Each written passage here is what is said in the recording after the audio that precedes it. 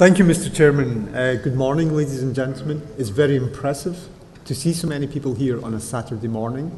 I would first like to thank Dr. Baculeva and Dr. Turina for the great privilege of being at this very important scientific symposium.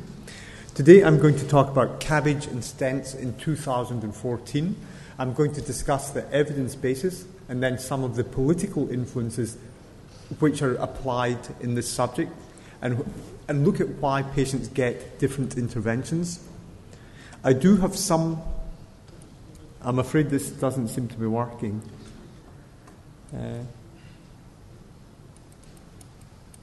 No, is it? It's not advancing at all, unfortunately. I'll try. Oh, I can try this one, thank you. I do have some conflicts of interest here. Clinically, my main one is as a cardiac surgeon, but I do have some commercial interests. I work as an advisor to several companies, but none of them are relevant to this presentation. I was one of the 25 guideline writers on myocardial revascularization for ESC-EX, and I will refer to this. I will talk a bit about the EXCEL trial, and I'm the chairman of the surgical committee of that. The first thing to say about coronary artery bypass grafting is that the contemporary results are excellent. This is a one-year outcome of the ART trial. This is a randomized trial of 3,000 patients to single or bilateral IMA grafts. The primary outcome of this trial is 10-year survival, and that will be produced in 2018. This trial was done by 67 surgeons in 28 centres in 7 countries. And the thing to note is that the 30-day mortality was 1.2%, the one-year mortality 2.4%, and the one-year incidence of stroke, MI, repeat revascularization, all below 2%.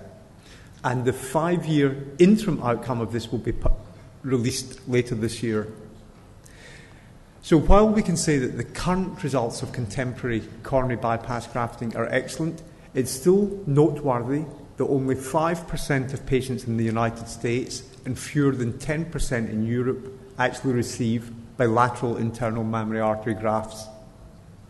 The second thing to point out when we talk about stents and CABG is that there is absolutely no benefit of implantation of stents in patients with stable coronary artery disease who are already receiving optimal medical therapy. And this group showed in 8 trials with almost 8,000 patients, with a mean follow-up of 4 years, no difference in death, non-fatal MI, repeat revascularization, or recurrent angina in patients who receive stents in addition to optimal medical therapy. And the authors concluded, initial stent implantation for stable coronary artery disease shows no evidence of benefit compared with initial medical therapy for prevention of death, non-fatal MI, unplanned revascularization, or angina. Now, when we look at the evidence basis for any intervention, and today I'm going to talk about CABG and stents, there are 2 forms of evidence we can consider. The randomized controlled trial is clearly the gold standard because it eliminates bias. But there are a number of problems with randomized trials. They often only include small numbers of patients. They often include only a small percentage of the eligible population, and therefore trials are often populated by what are actually atypical patient populations. This is compounded by short durations of follow-up, large numbers of crossovers, and if you look at the history of PCI versus CABG, this applies to 19 of the 20 trials that were conducted. The other thing to consider, and I'll address this later, is randomized trials are very expensive to conduct. The second form of evidence we can consider are propensity match registries. These often contain tens of thousands of patients. They represent what we do in everyday clinical practice, and they're relatively cheap to run. The problem with registries is, however, the potential for confounding by biases that we either know about or that we may not know about. So when we're looking at any evidence in the literature, we must always consider 2 crucial factors. What was the percentage of the eligible population included in the trials, and what was the duration of follow-up? Now, if you look at the relevance of the percentage of total eligible populations included in trials, In 2006, I addressed this. I was privileged to give the Ferguson lecture in the STS. And what I looked at that time was the 15 trials of PCI versus CABG that had been published in the literature.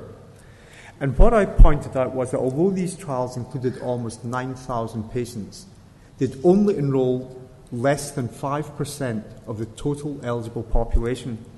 And most of the patients in the trial, only 1/3 had 3-vessel disease, only 40% had proximal LAD disease. Whereas in real clinical practice, we were operating in patients in whom over 90% had 3-vessel disease and over 90% had proximal LAD disease. So the patients enrolled in the trials were actually very different from those that we were operating on in routine clinical practice. Nevertheless, the results of these trials were then generalized to all patients with coronary artery disease. And the second crucial point to look at is what is the duration of follow-up? And I've shown here 4 registries, 3 from New York and 1, the ASSERT registry of 190,000 patients. Now, what you see in all of these registries is that with the duration of follow-up, as it increases, you see a continuing survival divergence in favour of coronary bypass grafting. So if you publish results at 1 year, you will never see a difference between PCI and CABG, and it's absolutely crucial to have 5 years of follow-up to really begin to estimate the benefit of CABG. And I would emphasise again, as you look at these survival curves, you can see that they continue to diverge at 5 years, suggesting that even then, the benefit of CABG is still underestimated. There are, in fact, 13 propensity match registries in the literature, with over 430,000 patients, all showing the same pattern of response. So if we turn to the Syntax trial, and we're going to hear the Syntax trial discussed in detail by the next speaker, but I just want to make a few points. The Syntax trial is unquestionably the most important trial ever of PCI versus CABG, and it is important because it addressed the 2 limitations of all the previous trials. In general terms, it was an all-comer trial, whereas all the previous trials were highly selective in the patients they enrolled. And the second thing Syntax did was it published 5-year outcomes of both death and MACE. And the third important thing Syntax did was it included a nested parallel registry. So it looked at what happened to all the patients who were deemed ineligible for randomization. And the vast majority of patients who went into the registry did so because they had coronary artery disease that was too severe for any type of PCI intervention. So before we look at the results of the randomized trial, you must remember 1/3 of all patients in Syntax had already gone straight to coronary artery bypass grafting. Now, if you look at the results of Syntax at 5 years for 3-vessel disease, what we see is a very clear difference in favour of CABG in terms of a reduction in death, cardiac death, myocardial infarction, and the need for repeat revascularization. And we shouldn't be entirely surprised by these results because they are entirely consistent with what the registries have shown us for the last decade. And the second point to make out is that for patients with 3-vessel disease, there was no difference in the incidence of stroke between PCI and CABG. Now, if you look at these patients with 3-vessel disease, and we divide them into low, intermediate, and high categories of Syntax scores, depending on the complexity of the disease, we can see that it's only in the low category where there is no difference in survival between CABG and PCI, but even in the low risk group, there is still a reduction in repeat revascularization. However, if you look at the intermediate and the high risk groups, for the intermediate group, CABG has a 7% survival advantage at 5 years. For the high-risk group, 9% survival advantage. And if you look at the incidence of myocardial infarction, it is dramatically reduced with coronary bypass grafting in comparison to PCI, and also in the instance of repeat revascularization. And the final thing, these results will be published in the European Heart Journal in the next 2 months. If you look at the actual survival curves and the overall MACE at 5 years, you can see they are continuing to diverge in favour of CABG again emphasising that at 5 years we may still be underestimating the true benefit of coronary artery bypass grafting. And this is consistent with this meta-analysis of randomised trials of arterial grafting and stenting in the contemporary era. This looks at 6,000 patients, and it shows that the hazard ratio for CABG in comparison to PCI is 0.73, so highly clinically and statistically significant. And if you look also at the incidence of myocardial infarction, repeat revascularization, very strongly reduced with bypass grafting, and again, no difference in the incidence of stroke. What about patients with diabetes? Well, here the benefit of CABG is even greater. This was first shown in the Barry trial, published in JACC in 2007, where at 10 years there was an absolute survival advantage of bypass grafting by 12 percentage points over stenting. This was reinforced in a meta-analysis published by Hilatke in The Lancet in 2009, looking at 1,200 patients with diabetes, where the hazard ratio for CABG was 0.7, and most recently confirmed again in this randomised trial, the Freedom trial, where overall there was an 8% difference in MACE in favour of CABG, but crucially an absolute difference in survival, again by 5.5 percentage points in favour of bypass grafting. And this slide is one of the critical slides to understand when we ask the question, why does CABG have such a survival benefit over PCI? Anatomically, atheroma is mainly located in the proximal coronary arteries. So the first thing we can say is by placing bypass grafts to the mid-coronary vessel, it has two effects. It makes the complexity of the proximal culprit lesion irrelevant, and over the longer term, bypass grafting offers prophylaxis against future culprit lesions. Coronary artery disease is a progressive disease, and it will continue to develop even on medical therapy.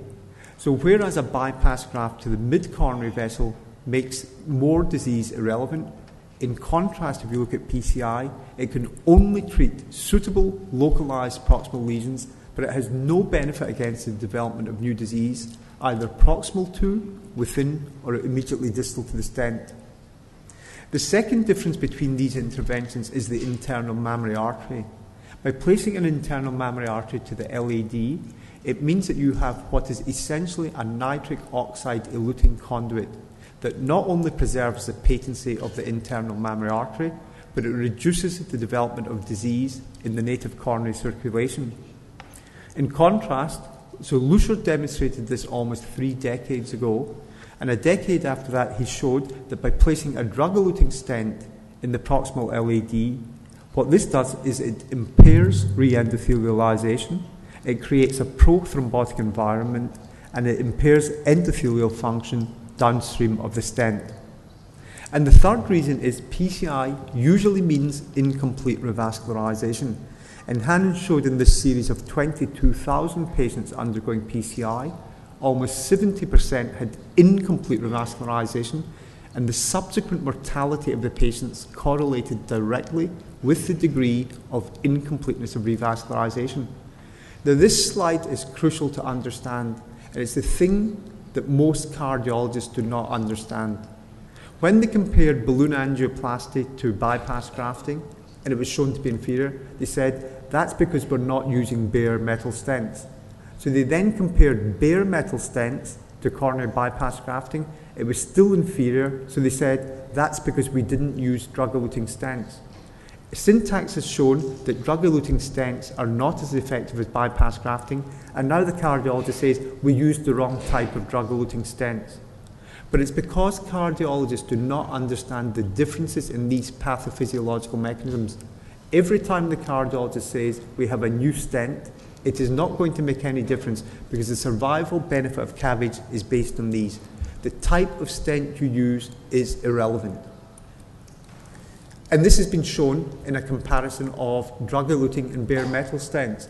If you look at the long-term outcome in terms of death and myocardial infarction, drug-eluting stents have no clinical benefit over bare metal stents, although they do reduce angiographic restenosis. But if you think back to the last slide, you can understand why drug-eluting stents have no clinical benefit over bare metal stents.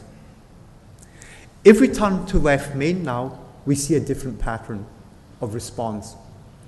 Back in 2008, we reviewed, I did with several other authors from Europe and the United States, we reviewed all the evidence in the literature at that time comparing stenting and CABG for left main stem stenosis, and we concluded that CABG should remain the preferred revascularization treatment in good surgical candidates with unprotected left main.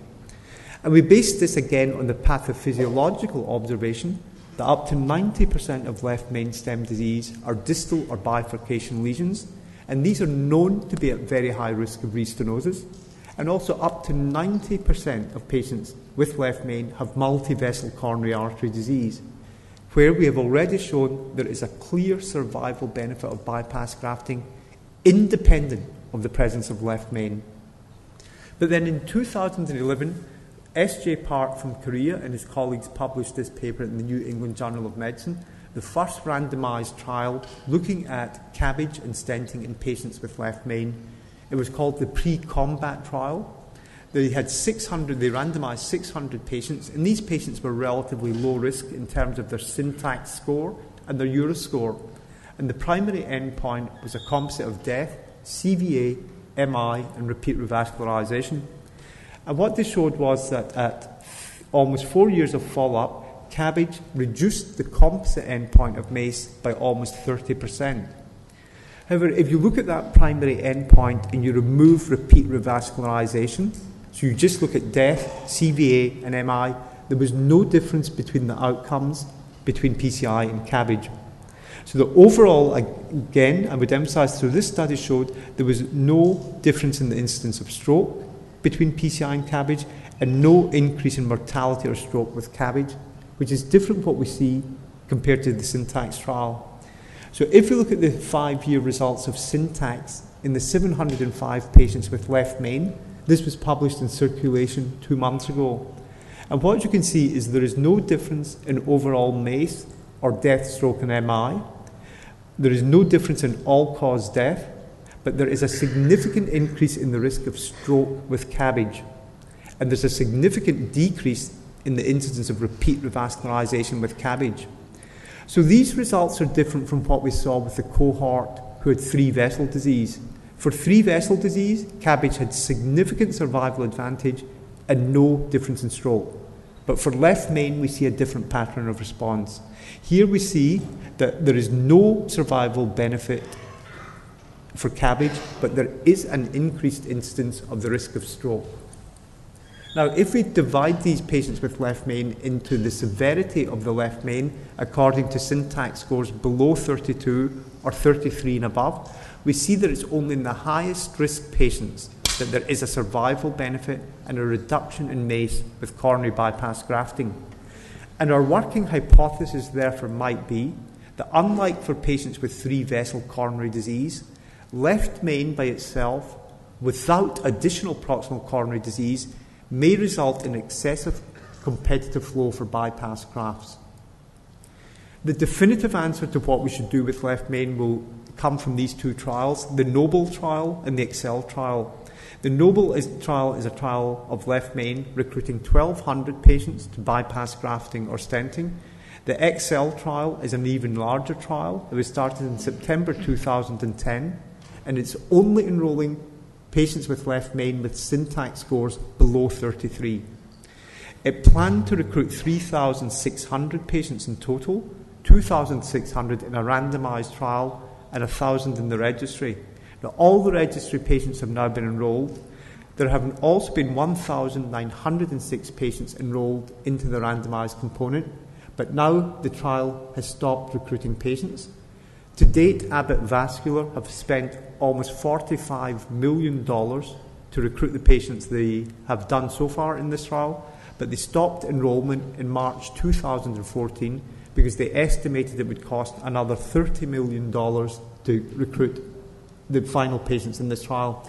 So they will follow to 5 years the patients who have been recruited, and we will probably get a definitive answer to what is the best treatment for left main.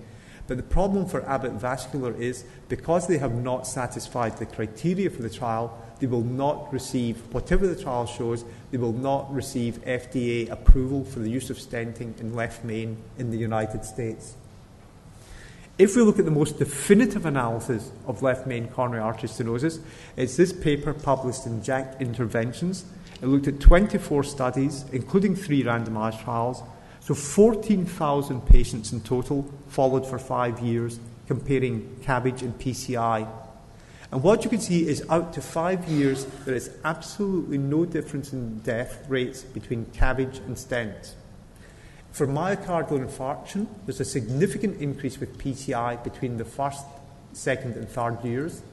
And for target vessel revascularization, again, there is a significant increase with PCI at every year of follow-up through 5 years. However, if you look at the incidence of stroke, this is significantly increased with CABG throughout the 5 years of follow-up. And in terms of MACE, there is no difference between the groups except at 5 years, where there was a slight increase with bypass grafting. If you look at these outcomes according to the syntax terciles, in other words, high, intermediate, or low, CABG does do better than PCI, but only in the high-risk group for death, MI, MACE, and target vessel revascularization, but CABG was not superior for the intermediate and the lower tercile groups. Now, if we now turn and look at what are the politics of bypass grafting, and we look at the relative rates of CABG to PCI in different countries, this is a slide looking at the elective PCI CABG ratio per 100,000 of population in 24 OECD countries. And you can see in the middle of the graph that the average ratio for these 24 countries is 3.3 PCI to CABG. However, if we look down towards the bottom of the graph and look at Hungary, United States, Italy, France, and Spain, here the ratios change in favour of CABG, approaching 9-1 in Spain. And this is the same in Israel. The ratio of PCI to CABG is 9-1. Within the European countries, on this slide, there is a 4-fold difference in the rates of PCI to CABG. And the obvious question becomes, why should there be such a divergence in patients who have come from relatively similar economic backgrounds and with relative similar economic status? Now, if we look at this slide, we can see that the variation in ratios of PCI to CABG doesn't just change between countries, it changes within the same country. And this is an investigation of 17 cardiac centres in Ontario, so one province of Canada, where they looked at the ratio of PCI to CABG in an identical population. And as you go from hospital A through to Q, you can see that in hospital A, the ratio of PCI to CABG is about just over 1-1, whereas in hospital Q, it's almost 6-fold to 1 in favour of PCI. And the question becomes, why in the same population should there be such a differing ratio of PCI to CABG? Another thing this slide points out is that only 4% of these patients were discussed by a multidisciplinary team. But again, the authors concluded, trying to explain the 5-fold difference in the ratio of PCI to CABG, they concluded the physician performing the diagnostic catheter and the treatment hospital were strong, independent predictors of the mode of revascularization. Opportunities exist to improve transparency and consistency around the decision-making process for coronary revascularization, most notably among patients with non-emergent multivessel disease. And if we look at the reason why do we see such a variation in PCI to CABG, it's explained in this paper, again by Hannon, published in Circulation in 2010, when you looked at the outcomes of 16,000 patients who had undergone cardiac catheterization in New York, and whereby the treatment decision was made by the cath lab cardiologist alone in 2/3 of the patients.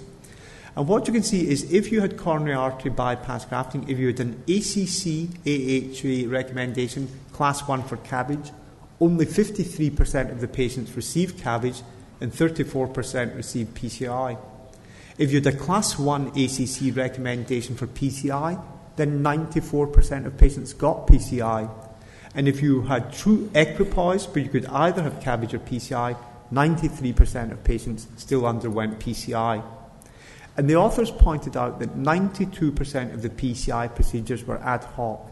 In other words, they were done immediately following the catheterization, meaning that in reality the patients had no option for the discussion of surgery, in fact undermining the concept of what is truly informed consent.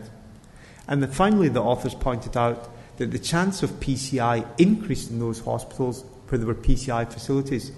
And what this slide clearly illustrates is if you do not use heart teams based using guideline recommendations, then the chance of having the wrong intervention increases dramatically. This is a paper published by one of my own colleagues from Oxford. He did it when he was a medical student. He looked at 10 studies of almost 1,500 patients. It included over 1,000 patients undergoing PCI and over 400 undergoing CABG. And these were patients who were written to after they had the intervention, and the patients were asked why did they have the intervention. So these were the patients after they had received the treatment. And if you look at what CABG in blue and PCI in pink, what you can see is that only 50% of patients undergoing PCI actually thought that the reason for the intervention was to improve their angina. What is crucial was that almost 80% of patients undergoing PCI thought that the reason for the intervention was to improve their life expectancy and to prevent further myocardial infarctions. Now, these are the two things PCI definitely does not do. So 80% of the patients receiving that intervention, which will now change their life in terms of having a drug-eluting stent because of the need for medication, almost 80% of patients failed to understand why they were having the intervention. And if you look at what number of patients, although all of these patients had multivessel coronary disease, only 15% of patients undergoing stenting for multivessel disease even had the option of discussion of coronary artery bypass grafting. And again, this emphasises the need to say that any intervention should only be proposed by a multidisciplinary team rather than by an individual cardiologist. So in this penultimate slide, I'm summing up the 2010 ESC-EACTS guidelines and the 2011 AHA guidelines. And I've subdivided them into CABG and PCI, then comparing the recommendations between Europe and North America. The first thing to note here is there is broad agreement between the European and North American recommendations.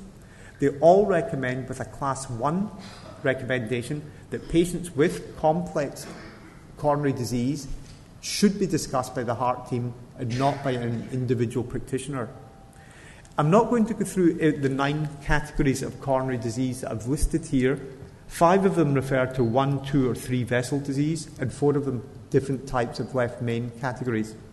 But what you can see again is, if you look at the parts of this graph that are green, they are very largely green for most categories for coronary artery bypass grafting. And green means a Class 1A recommendation, meaning this is what you should do. In comparison, if you look at PCI, the majority of boxes that are Class 2 or 3, and remember, Class 3 means it's a contraindication, you should not be doing this. And the point to take away from this slide today is that as in contemporary practice, almost 80% of patients in routine clinical practice with 3-vessel disease have syntax scores above 22, meaning they have a Class 1 recommendation for CABG and a Class 3 recommendation for PCI. And the same fact applies to almost 2/3 of all patients with left main disease in contemporary practice. So if I summarise and conclude, we can say there is consistent evidence that PCI has no clinical benefit over optimal medical therapy, and that drug-eluting stents do not improve clinical outcomes over bare metal stents. For patients with 3-vessel disease, almost 80% have syntax scores above 22. They have a strong survival benefit with CABG by 3 to 5 years, and that benefit continues to increase past 5 years. There's consistent evidence from 13 propensity match registries with over 430,000 patients, again of this survival benefit of CABG over PCI for patients with multivessel disease. For left main disease, almost 2/3 of patients have syntax scores above 32. They do have a survival benefit with CABG by 5 years, but the cost is a higher risk of stroke. If we look at the patients with left main with syntax scores below 32, there's increasing evidence that PCI may produce at least equivalent results to CABG, if indeed not superior results in terms of mortality. And this may simply be that in this cohort of patients, there is too much competitive flow for bypass grafts. But the combination of the EXCEL and the NOBLE trial will give us a definitive answer in this population. All the survival data shows that you must have at least 5 years of follow-up to really decide and compare the effectiveness between PCI and CABG.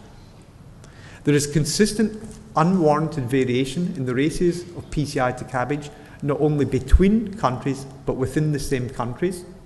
There is strong evidence that the absence of multidisciplinary teams basing their decisions and guidelines means that most elective PCI patients misunderstand its rationale, and this eventually results in a large number of either inappropriate or wrong PCI interventions. Finally, guidelines are transparent. They protect the interests of patients against the wrong interventions, and they protect the interests of doctors in ensuring that doctors actually do make the right decisions, and I do believe guidelines should be mandatory.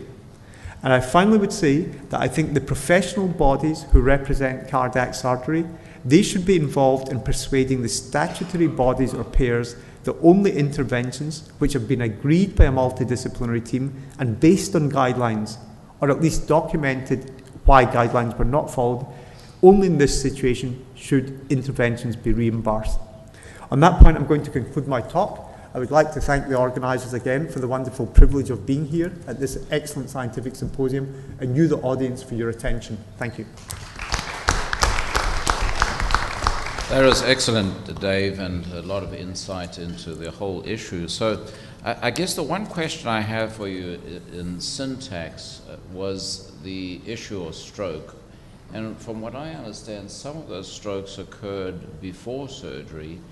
And the other thing that I haven't had a satisfactory answer from some of my colleagues who were involved with it is that the big difference between the CABG patients and the PCI patients was that the PCI patients were put on Plavix. And the question is, should we be putting more of our CABG patients on Plavix also because of the risk of stroke? Yeah, very good question and very important. So we know in syntax that about 20% of the strokes in the CABG group occurred before the patients even had the operation. But if you take those figures out, you're still left with a slight increase in syntax overall in the relative rate of stroke between CABG and PCI. But what we can now clearly see is that the patients who are really at risk of stroke are those with left main stem disease. And this begs the question, why? Well, the left main, what we know a couple of things about left main. We know that patients with left main also have a higher incidence of carotid artery disease. And it may well be that left main disease as part of the aorta itself has a slightly different pathophysiology from the rest of the coronary circulation. The final factor you discussed was we also know in syntax that the CABG patients had a lower use of beta blockers, statins, and dual antiplatelet medication. And this is actually almost criminal if a patient has undergone bypass grafting and is not on effective secondary preventive medicine. In my country, the UK, we have nursing staff dedicated to making sure all patients with ischemic heart disease are on beta blockers, aspirin, and statins. So it's not absolutely clear why the incidence of stroke was higher in the syntax trial. There are a number of postulates, but clearly the population where you have to be most careful when you're worried about stroke is those with the left main rather than three-vessel coronary disease.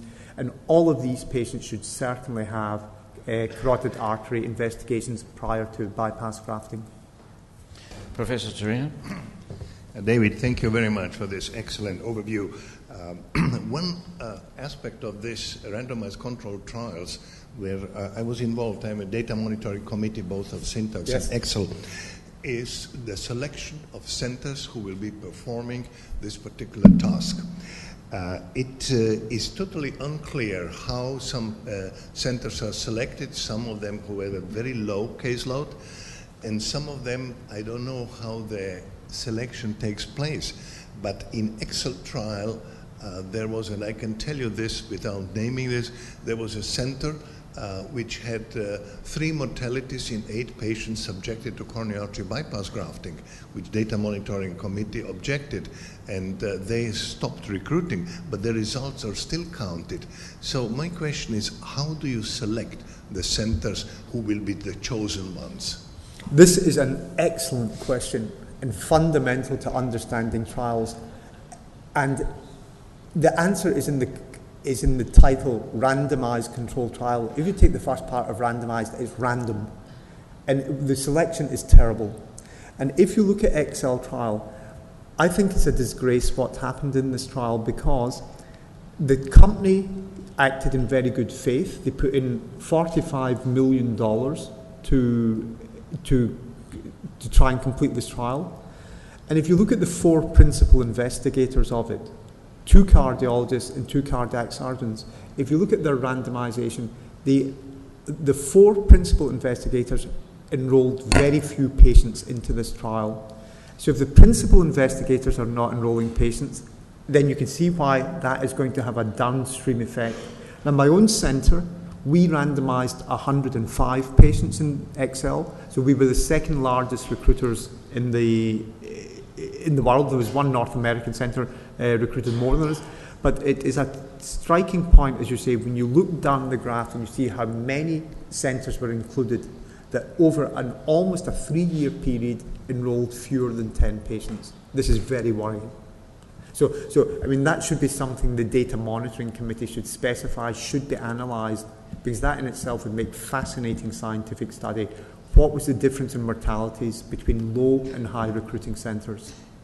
So Dave, that brings up an issue to follow on what Professor Torino was saying, and that is, especially in the United States, coronary artery bypass surgery has been treated as sort of, it's a commodity, everybody can do it.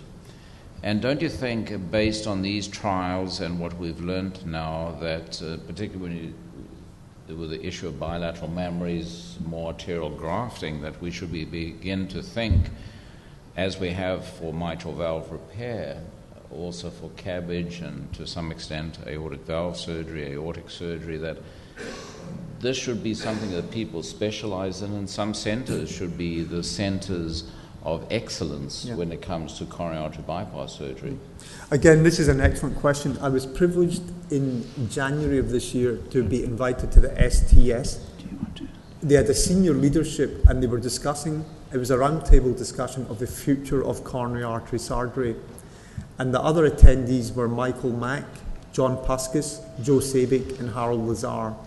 And the whole point, and this will be published in seminars of thoracic and cardiovascular surgery. And the whole question was just what Lars has asked just now: should coronary artery bypass grafting become a subspecialty within cardiac surgery?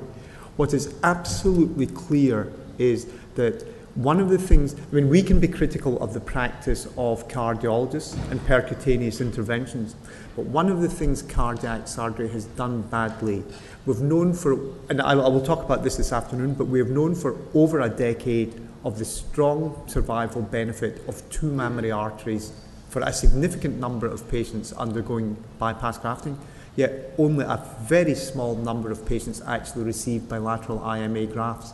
So if we ask ourselves, why does that happen? It's not clear, because this is something that we could have done, and we should have done 10 years ago when we were criticising PCI, is that we should be doing far more use of arterial grafts. And the question does come back to this, therefore, should we be training all surgeons to do bilateral internal mammary arteries, or should you concentrate these operations in the hands of a relatively smaller number of units? Well, our problem as a specialty is, I think within the next 5 years, there will be very little aortic valve. Excuse me. I don't think there's going to be much aortic valve surgery. I was in Israel 2 weeks ago where I saw the first percutaneous mitral valve replacement. By the time of putting in the purse string sutures, it took 5 minutes. 5 minutes to replace the mitral valve with perfect result, no regurgitation. So I think as we look ahead, the question becomes, what are most of us going to be doing in 5 years? And probably coronary surgery is going to be here for the next 10 or 15 years, but I think that unless we start using more mammary arteries, we're not going to be doing the best for patients. But so it's a kind of long answer to the question, should it be concentrated in the hands of fewer surgeons or fewer centres? And I think the answer will inevitably become yes.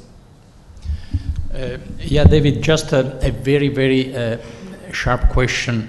There are many centers investing in new technologies for coronary artery disease, like minimally invasive robotic and so on.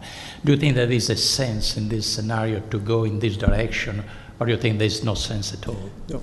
I think the robots or robotic directions in cardiac surgery have been discussed for the last 20 years.